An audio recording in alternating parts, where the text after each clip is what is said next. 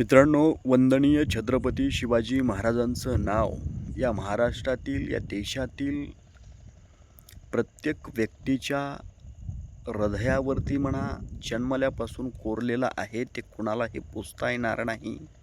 जोपर्यंत चंद्र, सूर्य, तारे आहेत, तोपर्यंत महाराजांचं नाव राहील, यात काहीही शंका नाही.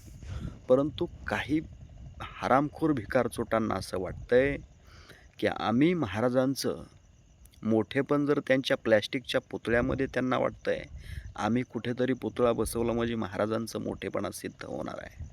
परंतु हरामखोरांनो, तुम्ही त्या गावात गेल्याच्यानंतर त्या गावाचं असणारं गावपण, त्या गावामध्ये असणारे सलोख्याने राहणारे लोक, तुम्ही एक दिवस जाणार, तिथे भांडणं लावणार. मग तो कुठल्याही जातीचा असो, याच्याशी काही घेणं नाही मित्रांनो. परंतु तो गावगाडा आहे, त्याच्यामध्ये जर असं आपण करत राहिलं तर त्या ठिकाणी त्या लोकांना तिथं राहायचं आहे, आयुष्य त्या ठिकाणी काढायचं आहे.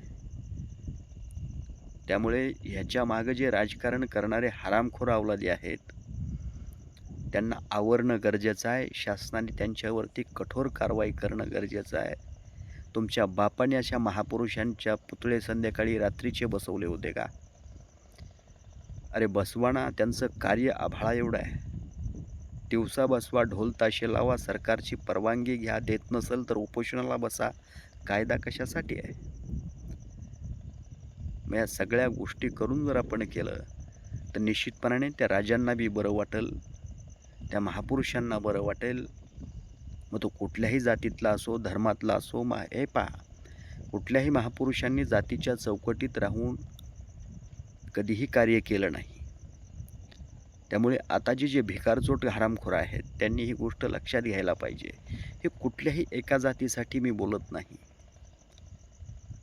हे प्रत्येकासाठी गरजेचं आहे. त्यांनी ते केलं पाहिजे.